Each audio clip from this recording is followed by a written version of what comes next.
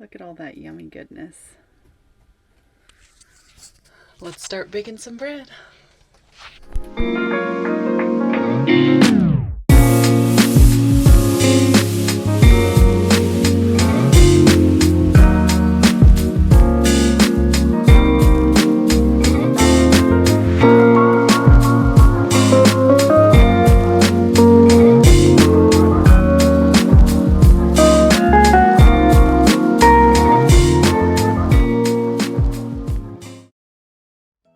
I have been baking sourdough now for over 6 years. I started on the farm, and it's one of the things that I absolutely love. So I did bring my sourdough starter with me on the road, and I'm so glad I did. I've made so many friends that share the love of sourdough as well. So in this video, I'm just going to kind of take you through my process. So right now I'm utilizing the discard of the sourdough to start. And then I'll be adding in some avocado oil. You can really use any oil that you like. I tend to keep seed oils on hand.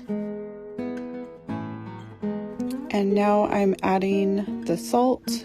A lot of recipes will actually have you add the salt later in the mix.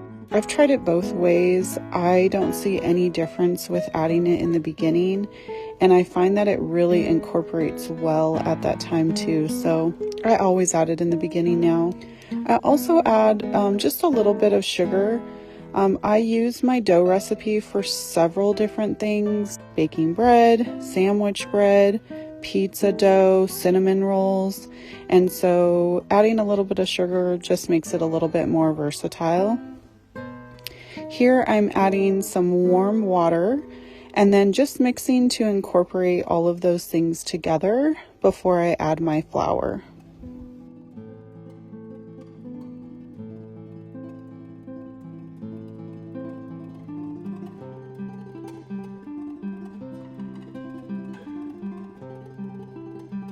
One of the things that I've noticed with having sourdough products, it's very rare that I actually have to buy any type of bakery items in the store.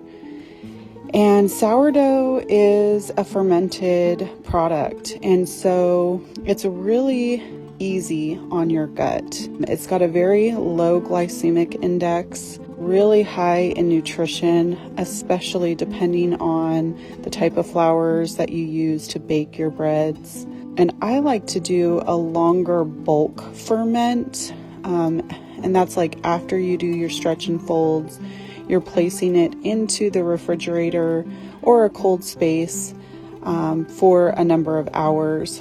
A lot of recipes will recommend 6 to 12 hours or overnight. I tend to actually prefer like a 48-hour bulk. When I do that, it's breaking down the gluten so much that even those with gluten allergies tend to not have an issue with the sourdough. And ultimately, I just think that's better and easier on your gut. So that is what I tend to do. So here I'm just incorporating all of the ingredients together. This is an area where I really struggled for a long time. When I first started making sourdough, it's a craft. It's not hard, but it's not easy. It's time consuming, but it also you just have to get to know your starter and your dough and what you like and what type of product you want to get in the end. And so here I'm just bringing those ingredients together. Initially, when I started doing sourdough, I would work the dough way too much. I was used to, yeast breads, and so you would knead that dough for 5 minutes or even longer. And so I was definitely overworking the dough. So now I just kind of bring everything together, and then I top the bowl with a plate, and then I set it aside for the next 30 minutes. And then here I'm just feeding my starter. So every time that you use your discard, you'll want to feed your starter. All you need is a little bit of flour and water. Mix it up and set it aside, and in just a couple of hours it will be bubbly and active and ready to use again. Starter is the heart and soul of sourdough. So it's been about 30 minutes, and so I'm going to do a stretch and fold.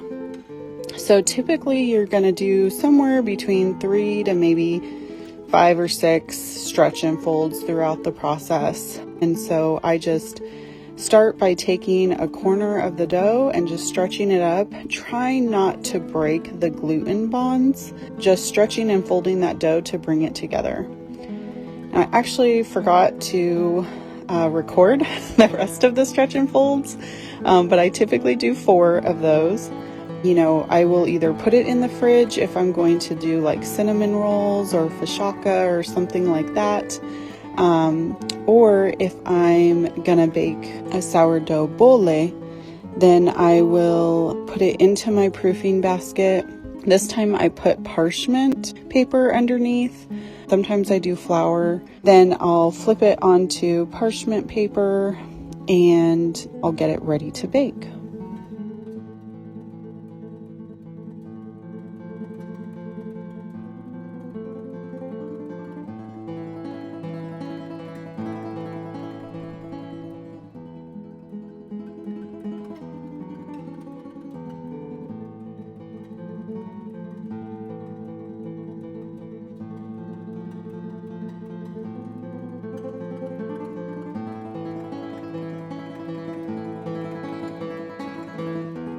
I always preheat my Dutch oven, typically to about 500 degrees.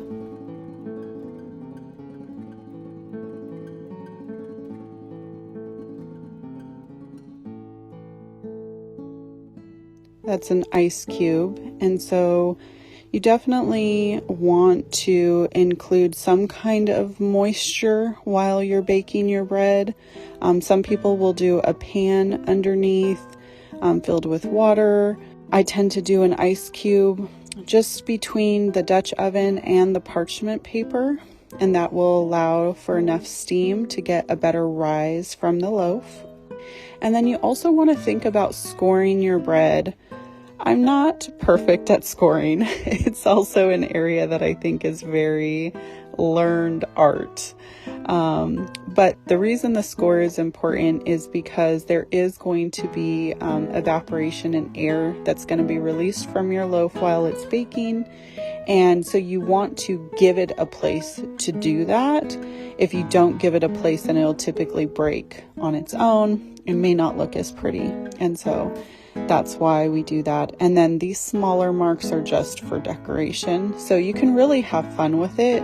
I mean, it never looks bad. It always looks great no matter how it's come out. And then I'll go ahead and place this in the oven. I'll include the recipe down below in case anybody is interested in my specific recipe. I absolutely love helping others learn how to use sourdough. So if you have any questions, hit me up. I would be happy to answer any questions that you have.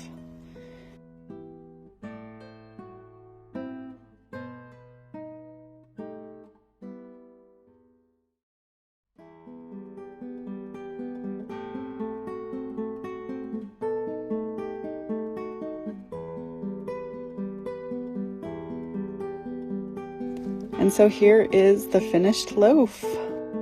I've let this rest for about an hour. I typically try to let it rest for a little while after taking it out of the oven, and believe me, it is not easy. You really want to dig into it right away. But the bread definitely comes together better, and then it's also easier to handle if you've let it rest a little bit. And look at that squishiness! I love the squish. I usually like to have a slice with a little bit of butter. You can definitely eat it all by itself. You can do jellies, peanut butter, really anything that you want. And it's so versatile. You can use sourdough in so many different ways, even after you've baked the bread. So I hope you enjoyed this, and bon appetit!